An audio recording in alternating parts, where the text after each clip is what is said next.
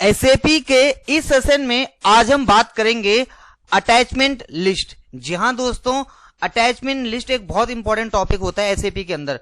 तो attachment list का मतलब होता क्या है कि अगर आपने कोई भी एंट्री पोस्ट की है, जैसे मैं आपको कोई एंट्री यहां पे एसएपी के अंदर दिखाता हूं, मैंने यहां पे क्लिक करा FBL3N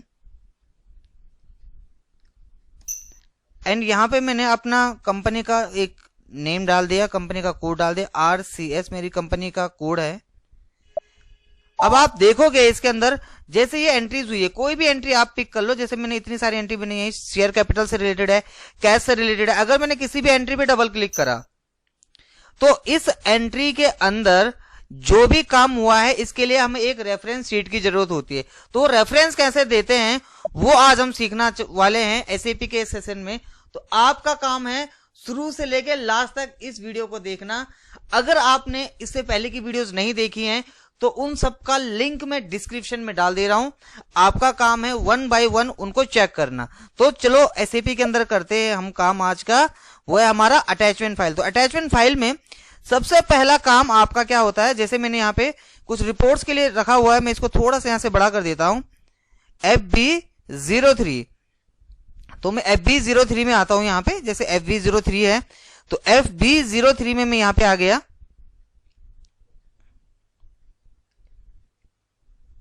एंटर प्रेस करा मैंने। अब यहां पे डॉक्यूमेंट का नंबर भी है, डॉक्यूमेंट का जो हमारी कंपनी है उसका कोड भी है और ईयर भी है। तो अगर आप किसी स्पेसिफिक डॉक्यूमेंट को अटैच करना चाहते हो या उसकी डिटेल्स रखना चाहते हो, वो किस डॉक्यूमेंट से लिंक्ड है, तो आप क्या करो, यहां पे नंबर डाल दो। अदरवाइज आपको सबको फाइंड करना हो तो नंबर हटा दो, डॉक्यूमेंट की लिस्ट पे यहां पे क्लिक कर लो। जब आप डॉक्यूमेंट की लिस्ट पे क्लिक करोगे तो कंपनी का कोड आ जाएगा, किस ईयर में आपने एंट्री पास की है तो आप यहां पे डाल दो। जैसे मेरा 21-22 है तो मैंने यहाँ पे अपना 22 सेलेक्ट कर लिया है, एग्जीक्यूट कर देना है। जब आप एग्जीक्यूट करोगे तो इस तरीके से नीचे एरर आपको शो करेगा, जो कि डेफिनेटली आपको लगेगा एरर है। ये एरर नहीं है, आपको यहाँ पे एंटर प्रेस करना है। जब आप एंटर प्रेस करोगे तो आपके पास इतनी सारी ट्रांजेक्शन का रिकॉर्ड आ जाएगा, आप देख सकते हो इतने सारे ट्रांजेक्शन का रिकॉर्ड है। तो मैं इनमें से किसी भी एक डॉक्यूमेंट पे डबल क्लिक कर लेता हूं। जैसे मुझे इस वाले डॉक्यूमेंट पे मैंने डबल क्लिक कर लिया, ये डॉक्यूमेंट यहाँ पे खुल गया है। अब खुलने के बाद हमने क्या करना है, ये वाला प्रोसेस मैंने आपको यहाँ पे तक बता दिया है कि आपने यहाँ पे डॉक्यूमेंट की लिस्ट डालनी है, ईयर डालना है। अब जो आपका काम है, जब आप इस तरीके से आपके जो डॉक्यूमेंट्स को आप ओपन करोगे तो आपका जो काम होने वाला है वो है अटैचमेंट लिस्ट का। देख सकते हो अटैचमेंट के अंदर बहुत सारे ऑप्शंस आते हैं। तो आपको करना क्या है, आपको यहां पे एक ऑप्शन होगा ये अटैचमेंट वाला, यहां पे क्लिक कर देना है और आपको दिखेगा यहां पे क्रिएट और एक होता है अटैचमेंट। तो आप क्रिएट पे जाके भी कर सकते हो और अटैचमेंट पे भी जाके आप कर सकते हो। तो मैं आपको पहले दिखा देता हूं क्रिएट। तो क्रिएट पे गया, मैंने यहां पे लिखा क्रिएट अटैचमेंट। अब अटैचमेंट का मतलब क्या होता है, अटैचमेंट का मतलब होता है कि जो एंट्री पास हुई है किसके रेफरेंस पे एंट्री पास हुई है। तो इसके रेफरेंस के लिए मैंने क्या करा, एक एक्सेल ऑन कर लिया और लेट सपोज मेरी एक पार्टी है, उसका मैंने यहां पे डिटेल्स फिल कर दिया है और इसका जो रेफरेंस, ये एंट्री जो पास हुई है rent account debit to cash. तो rent account debit to cash एक एंट्री पास कर लेता हूं यहां पे।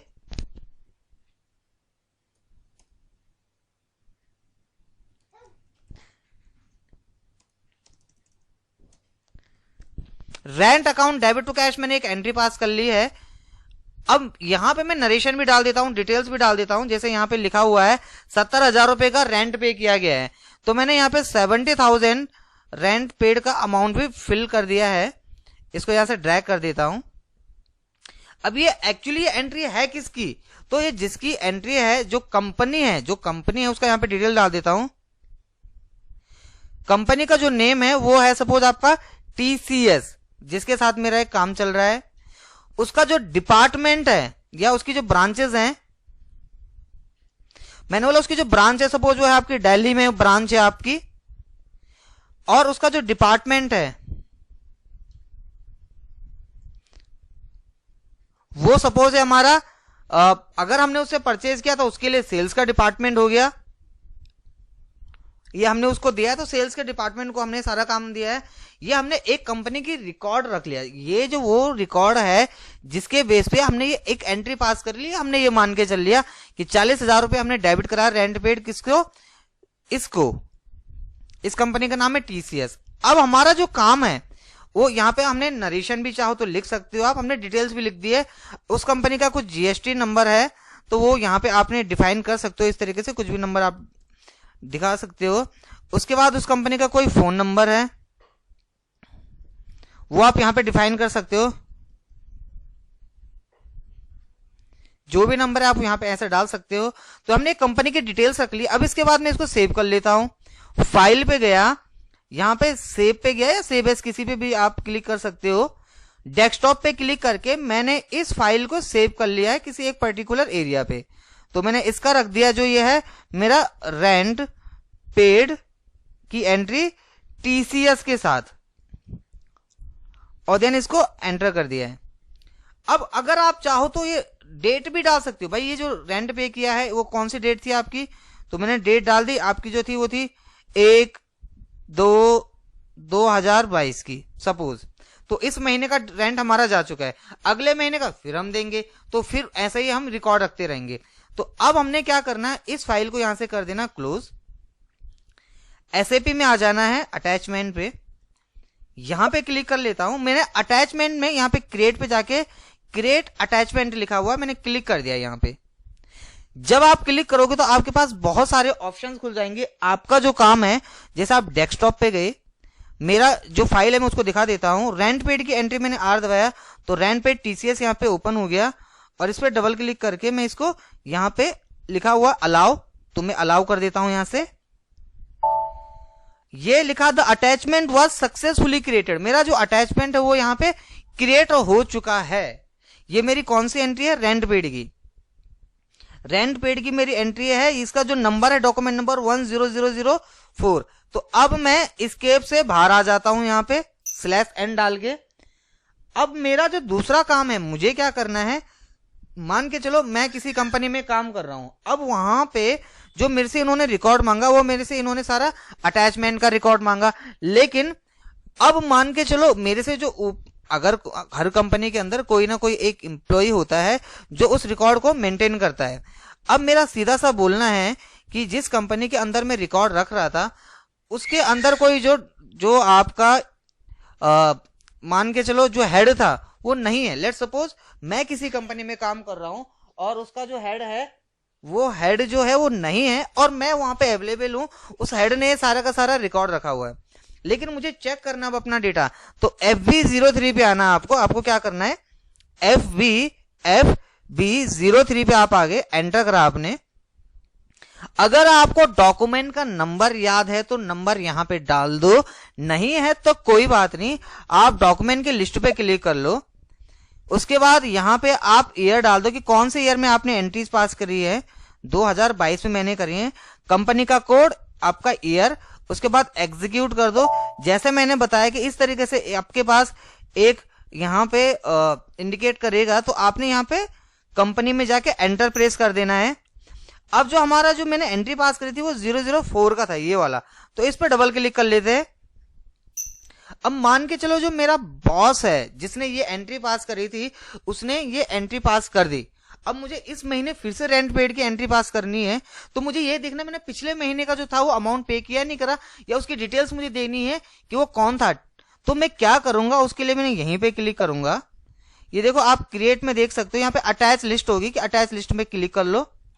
अटैचमेंट की जो लिस्ट दिखेगी, जब आपने यहाँ पे एंटर करा तो आपको दिख जाएगा कि रेंट पेड टीसीएस अटैच हो रखा है इस डेट को। तो मैं इस पे डबल क्लिक कर लूंगा, क्योंकि मुझे तो पता नहीं ना कि इसकी डिटेल्स क्या है। भाई मेरे बॉस ने ये एंट्री पास करी थी और उन्होंने सारा रिकॉर्ड रखा था, लेकिन मुझे अब एंट्री के अंदर क्या करना है, चेक करनी है सारी डिटेल्स। तो मुझे रेंट पेड पे यहाँ पे डबल क्लिक कर दिया मैंने। डबल क्लिक करके जैसे मैं एंटर करूंगा, आप देखोगे यहाँ पे क्या होगा कि आपका सारा का सारा डिटेल्स दिख जाएगा। ये वो डिटेल्स है कि जहां पे आपकी सारी की सारी डिटेल्स शो करेंगी। जो आपके बॉस ने पहले बना के रखी हुई थी। तो इस तरीके से आप अपने डॉक्यूमेंट को अटैचमेंट पे लगा सकते हो डिटेल्स देखने के लिए, क्योंकि हर टाइम पे आपको डिटेल्स का पता नहीं चलता कि किसकी कौन सी डिटेल्स है, ये एंट्री पास की है, किस बेस पे की गई है। तो इस तरीके से हम एंट्री जो पास करते हैं डॉक्यूमेंट के अटैच की करते हैं।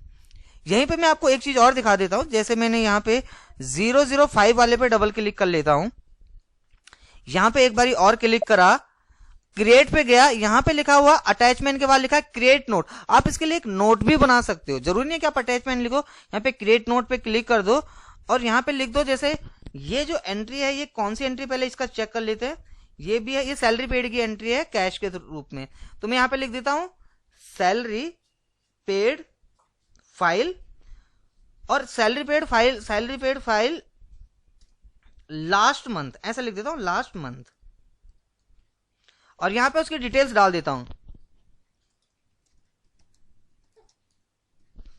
जैसे मैंने यहां पे लिखा कि सैलरी पेड अकाउंट डेबिट हो गया है, और टू किसके थ्रू, कैश के थ्रू।